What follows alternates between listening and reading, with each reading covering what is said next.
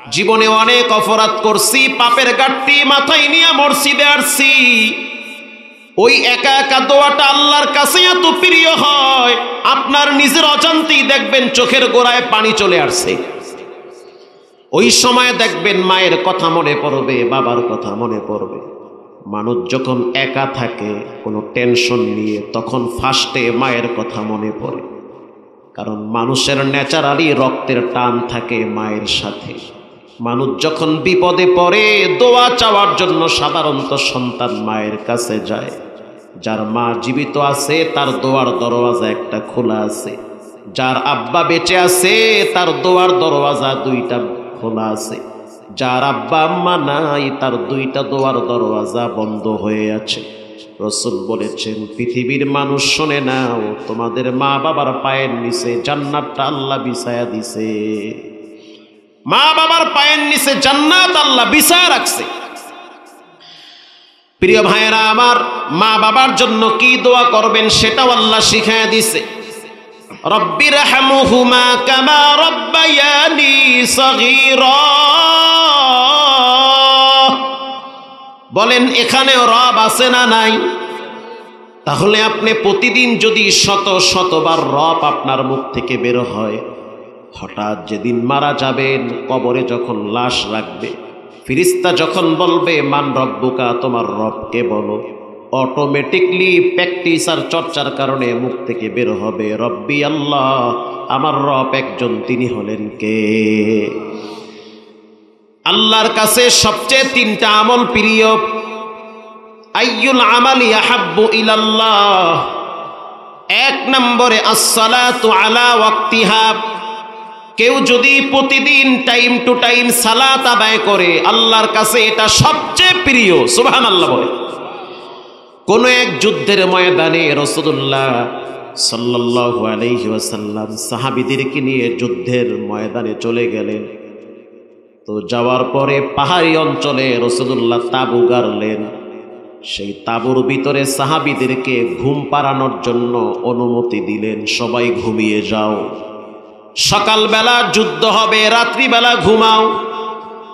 সারা রাত ঘুমানো যাবে না, রাতের শেষ প্রহরে রবের দরবারে দাঁড়াও, কারণ তখন আল্লাহর সাথে বান্দার নেটওয়ার্ক বড় ক্লিয়ার থাকে। আল্লাহু আকবার।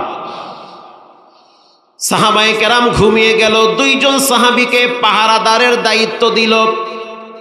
একজনের নাম হলো মুআজ ইবনে জাবাল, আর একজনের নাম হলো সাদ বিন আবি ওয়াক্কাস, যাদের নাম স্মরণের অক্ষরে ইতিহাসের পাতায় লেখা থাকবে। এই দুইজন সাহাবীর দায়িত্ব ছিল, তোমরা মুজাহিদদেরকে পাহারা দিবা। বহিরাগত কোন দুশমন যেন তীর মাইরা ঘুমন্ত সাহাবীদেরকে শহীদ করতে না পারে। কষ্ট হয় আপনাদের? দুইজন সাহাবী, একজনের বয়স বেশি আর একজনের বয়স কম। সাদ বিন আবি ওয়াক্কাস একটু বেশি বয়স্ক মানুষ। মুআজ ইবনে জাবাল, তার বয়স মাত্র 21 বছর, টাকরা নওজোয়ান যুবক মানুষ। সাদ বিন আবি ওয়াক্কাস বলে, ও ভাই মুআজ ইবনে জাবাল, দুইজনে পাহারাদারির দায়িত্ব না করে একজনে ঘুমাও আর একজনে পাহারা দেই। কে ঘুমাবে? বলে, আমি মুরব্বী মানুষ, আমার ঘুম কম হয়, আমি মুজাহিদদেরকে পাহারা দেওয়ার জন্য দাঁড়ায় থাকবো, আর তুমি ঘুমাও। যখন আমার ঘুম চলে আসবে তার আগে আগে তোমাকে আমি জাগায় দিব। সাদ বিন আবি ওয়াক্কাস মুআজ ইবনে জাবালকে ঘুম পাড়ায়া দিল। এবার সাদ বিন আবি ওয়াক্কাস চিন্তা করলো সময়টারে কিভাবে কাজে লাগানো যায়।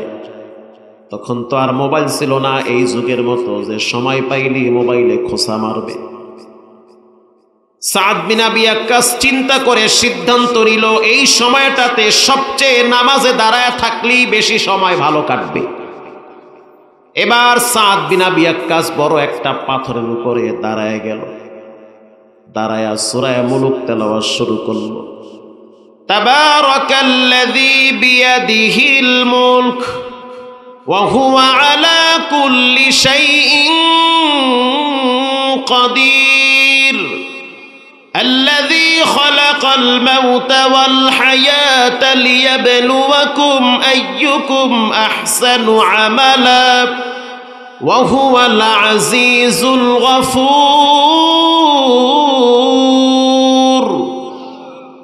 দীর্ঘ সময় সূরা মুলুক তেলাওয়াত করলো, সূরা মুলুক শেষ হয়ে গেল, সূরা কলাম শুরু করলো। নুন ওয়াল কলামি ওয়া মা ইয়াসতুরুন।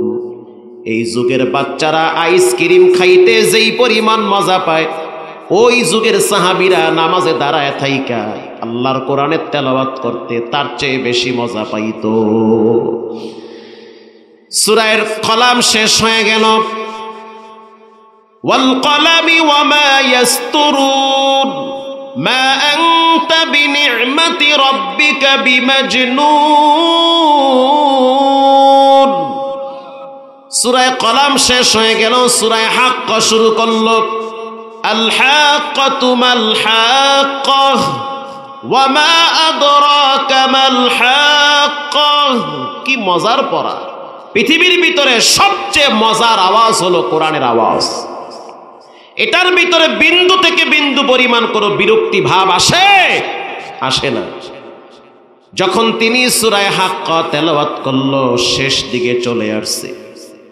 লাউলা আন তাদারাকাহু নি'মাতুম মির রাব্বিহি লানুবিযা বিল আরাই ওয়া হুয়া মাযমুম ফাজতাবাহু রাব্বুহু ফাজআলাহু মিনাস সালিহিন। দুশমনদের পক্ষ থেকে একটা তীর মারছে, তীরটা আইসা সাদ বিন আবি ওয়াক্কাস ঘাড়ের ভিতরে পড়ছে, ফুলকি দিয়া রক্ত বের হয়ে গেছে। তারপরও সাদ বিন আবি ওয়াক্কাস নামাজ ছাড়ে নাই, কারণ তখনও পর্যন্ত রক্ত বায়া পড়লে উযু নষ্ট হবে এই মাসআলা ক্লিয়ার হয় নাই। দ্বিতীয় তীর আবার নিক্ষেপ করলো, আইসা ঘাড়ের উপরে পড়ছে। তৃতীয় তীর আবার মারলো, পিঠের উপরে পড়ছে। একের পর এক তীর মারলো, একটার দুইটা না, প্রায় 21টা তীর মেরেছে। তারপরও নামাজ ছাড়ে না। ও ভাই, তোমার আমার কি নামাজ! নামাজে দাঁড়ায়া ঘরের দিকে চায়া থাকো। যেই জায়গায় সিজদা দিবা ধুলাবালু থাকলে ফু দিয়া তারপরে সিজদায় যায়। কি জমিদার! একটা মশায় কামড় দিলে 3 পায়ে লাভ দেয়। কথা কন না কা? কাশি যদি আসতে আসে নামাজে মারে জোরে ঠেলা, কারণ মসজিদ তো একেবারেই ঠান্ডা। ইমাম সাহেব যদি তেলাওয়াত লম্বা করে, পিছন থেকে 2-1 বেয়াদব মুসল্লি গলায় ঘ্যাংরানি দেয়। হুজুর তাড়াতাড়ি শেষ করেন, আছে না নাই? অভাব নাই। সেজদায় গিয়ে আমি মাঝে মাঝে টেস্ট করি, সেজদায় গিয়ে 7 বারের জায়গায় 14 বার করি, দেখি কি করে। পিছন দিয়ে দেখি মনে হয় যে গলার ভিতরে যোগ কামড়ায় ধরছে। প্রিয় ভাইয়েরা আমার, রাগ করবেন না। সাহাবায়ে কেরামের নামাজ কেমন ছিল আর আপনার আমার নামাজ! এই নামাজ নিয়ে কবরে গেলে নাজাত পাওয়া যাবে না।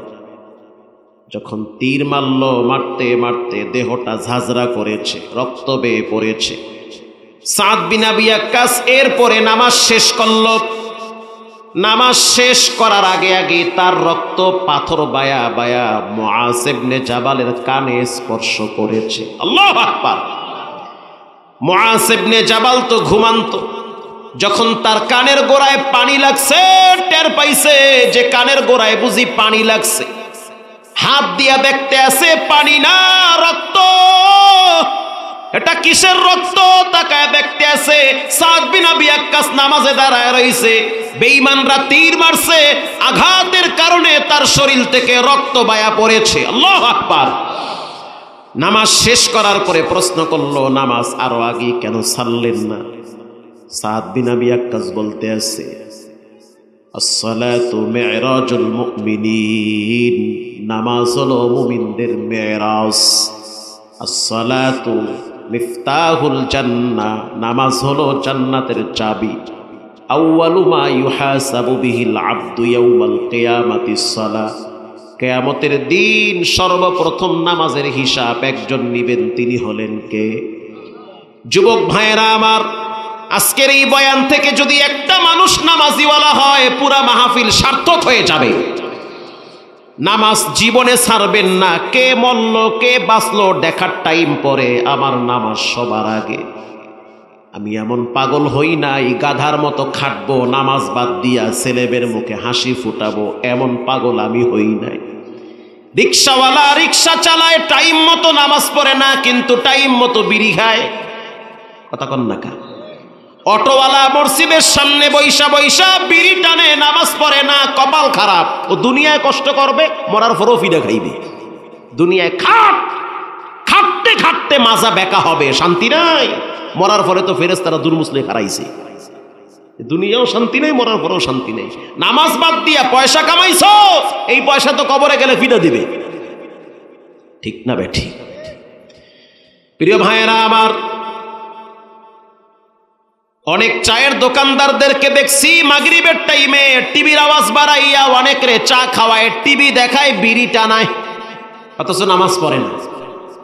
কপাল পোড়া, চায়ের দোকানে নামাজের টাইমে টিভির আওয়াজ চালু কইরা কেমন মুসলমানের পরিচয় দাও। নিজে পাপ কামাও, যারা বসে আছে তাদের পাপের গাঁটটিও তোমার মাথায় নাও। স্পষ্ট জানায় দাও নামাজের টাইমে দোকান বন্ধ থাকবে। আমার রবের হুকুম আগে, বাকি সব হুকুম পরে। আমি তো বেঁচে আছি তার দয়ায়, যিনি আমাকে সৃষ্টি করেছে।